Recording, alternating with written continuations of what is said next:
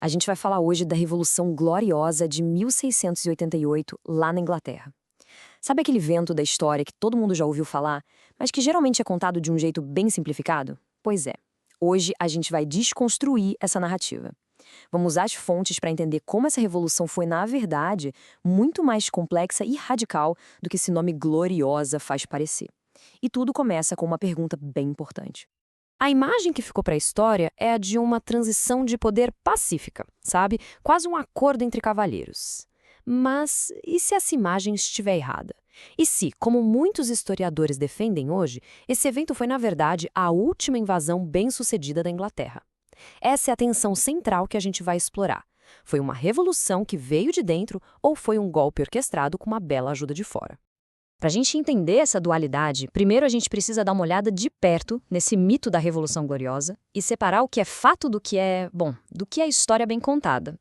Por muito, muito tempo, a visão que prevaleceu foi essa aí, de que a Revolução foi, nas palavras dos historiadores, restauradora e conservacionista. A ideia era que os ingleses não queriam criar nada muito novo, não. Eles só queriam restaurar as antigas liberdades que eles sentiam que estavam sendo ameaçadas. Era vista mais como uma correção de curso, sabe? E não uma mudança completa de direção. Só que é aqui que a história fica muito mais interessante. A perspectiva mais moderna é bem diferente. Essa narrativa de invasão bem-sucedida muda completamente o jogo. Ela sugere que o evento não foi só uma questão interna, mas sim uma intervenção militar estrangeira gigantesca, que acabou provocando uma mudança radical no Estado e na economia da Inglaterra.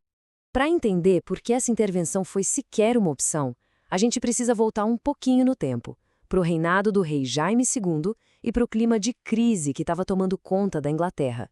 O conflito era fundamental, como a gente vê bem nessa divisão.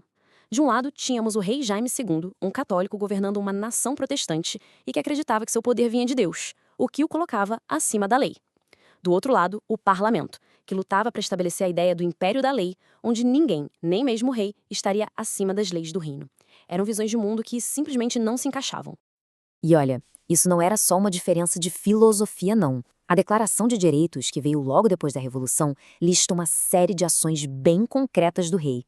Ele suspendia leis por conta própria, arrecadava impostos sem aprovação, mantinha um exército em tempo de paz. Resumindo, ele agia como um monarca absolutista, o que era simplesmente inaceitável para a elite política inglesa da época. E então, veio a gota d'água. O momento da virada foi esse, o nascimento do filho de Jaime II, o Jaime Francisco Edward Stuart. Porque, até aquele momento, a herdeira era a filha dele, Maria, que era protestante. Muita gente estava disposta a tolerar o Jaime II pensando, bom, uma hora ele morre e o problema se resolve. Mas o nascimento de um herdeiro católico significava a continuidade do absolutismo e do catolicismo. Para a oposição, a hora de agir era agora ou nunca. Com o cenário de crise todo armado, os eventos de 1688 aconteceram numa velocidade impressionante, misturando uma conspiração interna com uma operação militar em grande escala. A ação começou com uma conspiração, claro. Um grupo de 7 figuras muito importantes da elite inglesa, que ficaram conhecidas como os Sete Mortais, mandou um convite secreto para Guilherme de Orange, o governante da Holanda. E a escolha dele não foi por acaso. Ele era casado com a Maria, a filha protestante do rei Jaime, e era visto como o grande defensor do protestantismo na Europa. O convite era basicamente um pedido de invasão para proteger a religião e as leis da Inglaterra. E o Guilherme aceitou. Mas ele não veio sozinho, não. Ele organizou uma força de invasão impressionante, desembarcando com um número que a gente vê aqui: 15 mil soldados. Para se ter uma ideia, isso era um exército gigantesco para a época. O que, convenhamos, desmente completamente a ideia de uma transição pacífica. Foi uma demonstração de força militar em larga escala. O que aconteceu em seguida foi notável.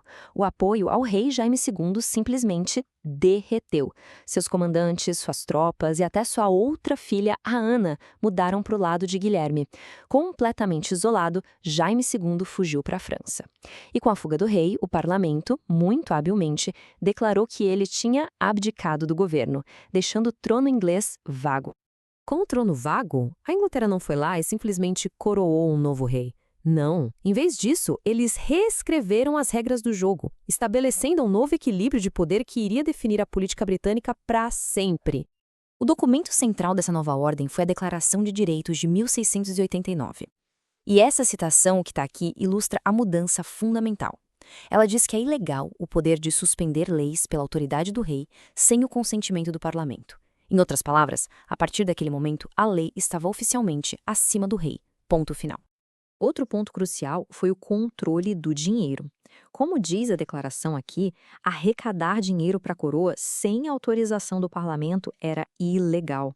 Isso foi revolucionário. Ao dar ao parlamento o controle dos cofres, eles garantiram que o monarca seria sempre dependente dos representantes da nação. Na prática, o poder real passou das mãos do rei para o parlamento. E por trás dessas mudanças todas na lei, tinha uma profunda mudança de ideias. E a figura-chave aqui é John Locke. Ele, que até ajudou a redigir a declaração, foi quem articulou as ideias que justificavam tudo aquilo. Que o governo existe para proteger os direitos à vida, à liberdade e à propriedade, e que o seu poder vem do consentimento do povo, não de Deus. Onde não tem lei, não tem liberdade. Essa citação do John Locke resume perfeitamente o espírito da Revolução. A verdadeira liberdade não vinha da ausência de governo, mas de um governo limitado pela lei. Uma lei que impedia o poder arbitrário de uma pessoa só. A lei, portanto, se tornava a guardiã da liberdade. Mas a Revolução Gloriosa não parou na política. As consequências dela se espalharam, transformando a economia da Inglaterra e, no fim das contas, lançando as bases para o seu domínio global. Pesquisas mais recentes, como as do National Bureau of Economic Research, argumentam que 1688 foi um ponto de virada decisivo. A mudança no poder político acabou desencadeando uma cascata de mudanças que transformaram a economia inglesa de vez. Vamos seguir essa linha do tempo aqui para ver como uma coisa levou à outra. Primeiro passo, a Revolução de 1688 dá o poder ao parlamento. Segundo passo, com o parlamento no controle, o partido Whig, que representava os interesses do comércio e das finanças, passa a dominar a política. Terceiro passo, isso leva a uma revolução financeira, com a criação do Banco da Inglaterra e um sistema de crédito público confiável. E, finalmente, o quarto passo, essa nova estabilidade e a segurança dos direitos de propriedade criam um ambiente perfeito para o investimento e para a inovação, que mais tarde levariam à Revolução Industrial. O resultado final de tudo isso foi a criação do primeiro Estado verdadeiramente moderno. Um Estado onde a política do governo estava alinhada com os interesses comerciais e financeiros, projetado para competir e vencer no cenário global. A Revolução não mudou só quem governava, mas mudou o próprio propósito do governo. E assim, a gente termina com a mesma pergunta que está na tela. Será que uma revolução política em 1688 foi o que deu o pontapé inicial na economia moderna? A narrativa tradicional de um evento conservador e sem sangue esconde uma transformação muito mais profunda. Um evento que não só estabeleceu a monarquia constitucional, mas que, ao fazer isso, pode ter acendido o pavio da economia moderna. Fica aí a reflexão de como uma mudança nas regras do poder pode, de fato, remodelar o mundo inteiro.